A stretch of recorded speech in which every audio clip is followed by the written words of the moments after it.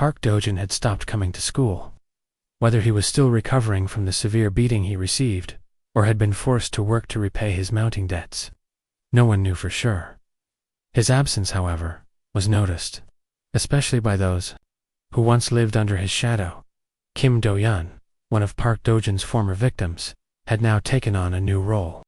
Under Kwon Daegin's command, he had become a kind of peacekeeper, an enforcer of calm in the classrooms that Kwon had already brought under control. His job was simple, but crucial, to ensure that the reign of the Iljin system would not return. Among all the classes, 1 to 9 remained the safest. A place filled with top students who wanted nothing but to study in peace as the day ended. Kim Do-yeon found himself dozing off, but even in sleep, he couldn't escape his past.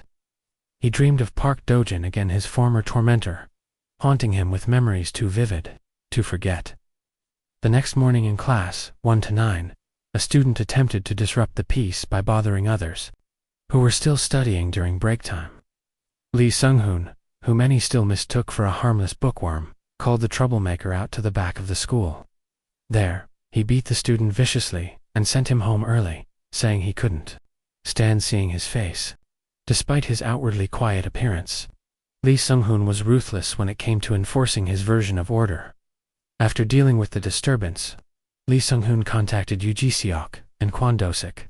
The three of them, now bound by a shared goal, formed a private alliance with only one purpose: to bring down Kwon Daegin. Yoo Ji-seok, however, was hesitant. He had already witnessed KWON's overwhelming strength, and even the second-year class leaders had fallen in line under KWON's pressure. Lee Sung-hoon reassured him. Kwon, he believed, had crossed the school's ultimate line. With the sacred flow of protection money, it would only be a matter of time before KWON destroyed himself. Back in KWON's classroom, Kim Do-yeon was giving his report. According to him, only classes 1 to 8 and 1 to 9 had not participated in KWON's Iljin meeting. As they reviewed the update, Suzy arrived. She came to return KWON's jacket, the same one he had draped over her shoulders on the rainy night. However, her visit sparked tension with Gyuri, the girl who often spent time with Nae Minhoo, and Kwon. An argument broke out between the two girls. No Minhoo, watching the scene unfold, made a quiet observation. What Kwon had done cutting off the protection funds was bound to bring trouble. The money had always trickled upward. Without it, Class 3 would soon be coming after him. Over in Class 1 to 8, Kwon Dosik's boys were now pressuring the class representative, who had decided to stop collecting money. They scolded him, claiming that Class 1 to 8 had no connection to Kwon Daegin and had no reason to defy the established rules. Meanwhile, in Yoo Ji-seok's class, fear had crept in. Though he had once been confident, Ji-seok was now uncertain. Even with Lee Sung-hoon and Kwon Do-sik at his side, he doubted they could beat Kwon. Still, his fear of Class 3's reaction was even greater. Determined to avoid their wrath, Ji-seok continued gathering money, no matter what Kwon might do next. Back in Class 1 to 9, Lee Sung-hoon approached the class president and asked about the protection money. The class president hesitated and avoided the question. Lee Sung-hoon then made it clear. From now on, even this class would no longer participate in the collection. The ripple effects of Kwon Daegin's rebellion had begun to spread deeper. Some resisted, others followed. And above it all, the unspoken threat of retaliation from Class 3 hung heavily in the air. At school, Kim Do-yeon continued to receive reports from students across the lower grades. Most had chosen to follow the new order under Kwon Daegun, seeking peace and a school life free from violence and extortion. However, there remained a single class that refused to comply. Class 1 to 8, led by Kwak Do-sik, stood as the last resistance outside the classroom. Kwak Do-sik was seen talking on the phone, his expression unreadable. Before long, Lee Sung-hoon approached him. Their brief interaction hinted at deception. Lee Sung-hoon claimed he was still collecting protection money, likely as part of a hidden agenda. He seemed to be plotting something behind the scenes. Meanwhile, in Kwon Daegin's class, Kim Do-yeon reported the troubling news. Kwak Do-sik was continuing to collect money from his classmates. Without wasting a moment, Kwon stood up, prepared to confront Quack Dosik directly. Inside Quack Dosik's classroom, a very different atmosphere unfolded. The students there were all idol-obsessed, immersed in their routines, dancing, rehearsing, and perfecting their performances. The room felt more like a training studio than a classroom. When Kwon entered, his striking appearance caught the attention of the girls, who rushed to greet him with excitement. But Kwon was not interested. Upon asking if Quack Dosik was present, and learning that he wasn't, Kwon turned to leave. Still, the girls tried to stop him from going. The class president, who had been silently observing everything, felt both relieved and anxious. He had hoped for Kwon to come and discipline Quack, but the timing had backfired. With Quack absent, there was a real chance Kwon might leave without taking action.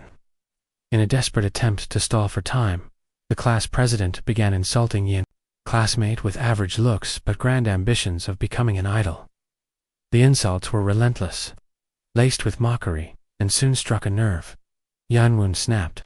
With no warning, he lashed out and beat the class president viciously. The scene was caught on the phones of several girls. Recording the sudden outbreak of violence, Kwon knew he couldn't intervene openly now. The recordings complicated everything. Choosing a less direct approach, he warned Yanwon to stop. But instead of listening, Yanwon became more aggressive. Emboldened by the attention of the girls, he defied Kwon. Openly, Kwon reacted swiftly. He locked Yanwon's arms in a tight hold, stopping him from moving. Yanwon, now frustrated, attempted to spit in Kwon's face. Kwon dodged, and the spit accidentally landed on one of the nearby girls. That was the final straw. With a cold, decisive blow, Kwon knocked Yanwon unconscious. Shortly after, Quack Dosik arrived, returning to his class only to find his class president and Yanwon lying on the floor, both unconscious. He stared in silence, confused, trying to understand what had just taken place. The aftermath spoke louder than any words. Kwon Dagon, still firm in his mission to abolish the corrupt system within the school, extended an offer to Quack Dosik, calm yet direct. He asked Dosik to step outside the classroom so they could speak privately. Once outside, Kwon presented his terms an opportunity for Dosik to comply and abandon the practice of collecting operational funds. But Quack Dosik, with his pride intact, stood defiant. He rejected the offer without hesitation. Kwon gave him until the next day to change his mind and threw in a few words meant to challenge his ego and provoke deeper thought. Inside the classroom, Kwak began to connect the dots. It suddenly became clear that Lee Sung-hoon had lied. He had claimed earlier that Kwon had already been dealt with. But the truth was painfully evident. Now Lee had done nothing. Quack Dosik clenched his jaw, silently cursing Lee for being a cunning fox who only manipulated others for his own gain. At the school library, Lee Sung-hoon approached Kim Do-yeon, the nervous but loyal coordinator of Kwon's network. To Kim's surprise, Lee expressed his desire to join Kwon's alliance. Kim couldn't hide his shock. Lee was a notorious figure, one who had once wielded his own power. For him to suddenly want to become a follower seemed completely out of character, but Lee's expression was unreadable, cold, and flat. What Kim couldn't tell was that Lee had a hidden motive to infiltrate and destroy Kwon's group from the inside. Back in class 128, the tension between Kwon and Quack Dosik escalated. Though their negotiation had ended, Dosik wasn't ready to let it go. As Kwon turned to leave the classroom, Dosik launched a surprise kick. With sharp instincts and incredible reflexes, Kwon dodged the attack effortlessly. His body moved with perfect timing and agility, avoiding contact with precision. The movement intrigued Kwon Dosik, had some speed and power behind his strikes. It piqued his interest, if only slightly. However, Kwon quickly grew annoyed. The hallway was crowded with students, many of whom had their phones raised, recording. Every second, Kwon felt restricted by their presence, unable to fully engage. From behind, Yanwon stepped forward, attempting to join the fight. Kwon, alert as ever, spun around and landed a preemptive strike on Yanwon, knocking him down before he could interfere. Dosik used the distraction to throw another punch, But again, Kwon dodged with ease. He countered with a strong blow, intentionally, avoiding Dozukai's face, fully aware that Dozuka aspired to become an idol. Kwon ended the scuffle with a warning. It was his final message to Quack Dozuka. If he remained stubborn, the next time they fought, Kwon wouldn't spare his face. The consequences would be much worse. With that, Kwon made his way to Class 1 to 5. News of the altercation spread fast. In Class 1 to 5, Jiseok was lounging comfortably when someone informed him that Kwon had just fought with Dozuka and won. Worse, Kwon was now on his way to confront Jiseok next. Panic took over. Jiseok instantly realized that Lee Sung-hoon must have lied about neutralizing Kwon. The lie had now backfired, and Jiseok was at risk. Meanwhile, at the library, Lee Sung-hoon continued with his manipulation. He threatened Kim Do-yoon subtly, making it clear that he would now be the leader of Kwon's circle. His blank expression offered no hint of emotion. Intimidated and unsure, Kim Do-yoon agreed. Lee's plan was simple: gain influence from within and strike when the time was right. Back in Class 1 to 5, Jiseok weighed his options. Thoughts of escaping early crossed his mind. But when he walked to the classroom door, someone was already there, blocking his exit. The confrontation was no longer a matter of if but when. In the silent corridor just outside Class 1 to 5, Kwon Daegan stood still, his presence both calm and overwhelming. Inside the classroom, Jiseok froze the moment he sensed who had come. A single glance exchanged between them was enough to shift the entire atmosphere. Without putting up resistance, Jiseok quickly requested that they speak somewhere more private. Kwon agreed, and together they walked into the hallway, each footstep echoing like a countdown inside Jiseok's head. As they moved, Jiseok felt the weight of reality pressing on his shoulders. He wanted to escape, to run far away, but even his thoughts were paralyzed by fear. There was no scenario where he came out on top. Every possibility ended with Kwon's fist. He was a strategist, but no amount of strategy could overcome the gap between them. In that short walk, Jiseok quietly surrendered. He admitted defeat before a single punch was thrown and offered himself to Kwon, agreeing to do anything Kwon wanted. It was the only card he had left to play. Kwon didn't respond with emotion. Instead, he turned away, leaving Jiseok in silent submission. He returned to his classroom and sat in deep thought. For all his strength, Kwon knew there was a weakness in him he couldn't fix with violence. He couldn't tell who was lying and who was telling the truth. It was a flaw he hated more than anything. In a place full of masks and manipulation, someone like Jiseok could twist situations from the shadows. Kwon didn't have the patience for that. What he needed was someone he could trust to figure it all out. Someone who would point out the liar, so Kwon could handle the rest. But as always, Kwon chose not to dwell on the thought for too long. He pushed it aside, stood up, and began his walk home, unaware that the pieces on the board were still shifting around him. Meanwhile, in Class 1 to 9, Lee Sung-hoon was preparing to leave for the day. But before he could take a step outside, Dozuka and Jiseok appeared before him. Their eyes burned with frustration and embarrassment. Dozuka couldn't contain his anger and threw a punch, but Lee Sung-hoon wasn't shaken. In fact, he welcomed it. He fought back with ease and brutality.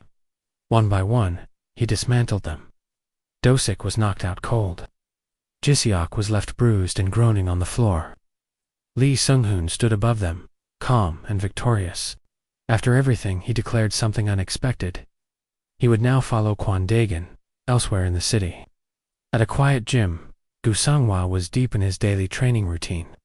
The echo of fists hitting the bag, his breathing controlled and sharp, created a rhythm of focus and peace. While chaos brewed in the school, Goo remained centered, finding clarity through discipline. Back at Class 1 to 9, the dust had settled. Dozuka lay unconscious, and Jiseok was too battered to stand. Lee Sung-hoon, unbothered, reaffirmed his decision. He would stand behind Kwon from now on. Not because of fear, but because he had seen enough to recognize a power worth following. Later that evening, Kwon was walking home, the city growing quieter as the sun disappeared. He felt it again, that lingering feeling of being watched. Kwon didn't hesitate. He took a sharp turn into a narrow alley, a dead-end street with no escape. He waited patiently. Eventually, someone appeared. It was Gianna. She approached carefully, her body language awkward but sincere. She explained that she had been following him, not out of fear or hostility, but because she wanted to say thank you. Kwon had saved her once, and she hadn't forgotten. Touched by her honesty, Kwon gave her his phone number, an unusual gesture for someone like him, but a sign of respect. He then offered to walk her home. It was a quiet moment between two very different people, but it reminded Kwon that not everything had to be violent. The next morning, Kim Do-yeon woke up with a gut feeling that something was wrong. He was growing suspicious of Lee Seung-kun's sudden declaration of loyalty. It didn't feel right. Determined to warn Kwon, he rushed to speak with him, but when he arrived, he saw something unexpected. Lee Seung-hun was already there, speaking calmly to Kwon, as if they had already worked everything out. Kim Do-yeon stood frozen at a distance, unsure of what to do next, watching the game continue one move at a time. The evening air was calm as Kwon Daegan and Gianna walked side by side through the dimly lit streets. After everything that had happened, the quiet companionship between them brought a rare sense of ease. They talked as they walked, voices low and relaxed. Their conversation covered small things: school life, people they had met, but inevitably circled back to the recent events surrounding Lee Seung-hun. The suspicion and unpredictability of his actions weighed on both their minds. Gianna listened carefully, while Kwon shared his frustration and doubts. Though Kwon had faced countless battles, dealing with someone like Lee required a different kind of endurance, one built on patience and strategy rather than fists. The next day at school arrived quickly. The moment Kwon stepped through the gates, Lee Seung-kun approached him, his expression unreadable. Kwon felt the tension rise in his body. For a second, he considered letting his fists do the talking, finally giving Lee the punch he had long deserved. But before he could act, Lee spoke first, not with threats, but with a proposal. He suggested that Kwon become the official leader, while Lee himself would act as his right-hand man. The idea was calculated and timely. Kwon, already burdened with pressure, recognized the advantage of having someone like Lee to handle the undercurrent of manipulation happening in the school. Kwon reluctantly accepted the offer, knowing it would help him move forward, at least for now. He later informed Kim Do-yeon about the new arrangement and asked him to support the plan, even if it meant working alongside someone as untrustworthy as Lee. Not long after, Lee Seung-hun called for a formal meeting. He gathered everyone involved, note Minhu, Hojong, Jongmin, and others. The room was filled with skeptical faces, unsure of what Lee had planned. Calmly and confidently, Lee addressed the group. He explained that the structure of their movement needed refinement. Someone had to manage their expanding reach across all classes. That someone, he declared, should be him. His reasoning was simple. He had already built connections in multiple classes and knew how the system worked from the inside. Kwon listened quietly. When it was his turn to speak, he questioned Lee about his broader intentions. Lee didn't hesitate. His plan was clear. The root of the school's corruption lay with Baek Soo-yuk, the senior figure pulling the strings from the shadows. To defeat him, they couldn't simply wait. They had to force him into the open. The best way to do that was to cut off the flow of operational funds, especially from the first-year classes, choking the system from its weakest point. But first, Kwon had to take full control of the first-year students, including groups like Gu Seunghwa's, who remained independent. Lee continued explaining how dangerous Gu Seunghwa truly was. On the surface, Goo seemed uninterested in politics or conflict, but beneath that calm exterior was a strategic mind. Goo recruited only strong individuals, mostly athletes, and trained them as his own force. Lee warned that letting someone like that grow unchecked would pose a major threat in the near future. Once the meeting ended, the group dispersed, but discomfort lingered in the air. Now Manhwa and his friends couldn't shake off the uneasiness they felt about Lee. There was something cold and calculating in how he moved. It wasn't trust. They followed Kwon, not Lee, and The idea of Lee acting as second-in-command left a bitter taste. Later, Lee Sung-hoon met privately with a student from class 2. It was clear now that Lee was orchestrating something behind KWON's back. He wasn't just aligning with KWON out of loyalty. He had his sights set on something greater. Eventually, Lee expressed interest in arranging a meeting with Baek Soo-yuk himself. The real game was just beginning, and Lee was already several moves ahead. Elsewhere, inside a warm and quiet home, Baek Suzy lay on her bed, phone in hand. She was on a call with Baek Soo-yuk. It was a typical sibling conversation, filled with casual chatter and the kind of light teasing shared between a brother and sister. But unknown to Suzy, the very name she spoke with affection was about to become the central target of everything Kwon Dagon stood against. And beyond the surface of their words, two paths had begun to converge, one driven by vengeance, the other by manipulation. All that remained was for the storm to begin.